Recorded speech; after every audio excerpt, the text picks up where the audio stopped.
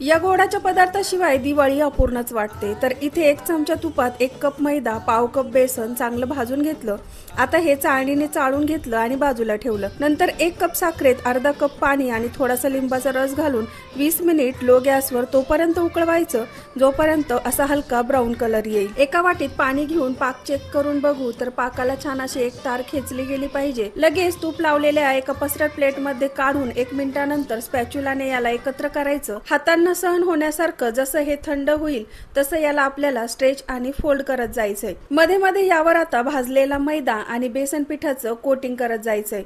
आता याला तोपर्यंत आपल्याला स्ट्रेच आणि फोल्ड करत राहायचंय जोपर्यंत हे एकदम पातळ असं रेषेदार तयार होईल। छान मस्त याचं मऊ रेषेदार स्ट्रक्चर आलं। शेवटी एका कपात ड्रायफ्रूट पिस्ता टाकून वरन ही सोनपापडी घातली ना तर तुम्ही हलवाई स्टाईल तोंडात विरघळणारी सोनपापडी घरीच बनवू शकता।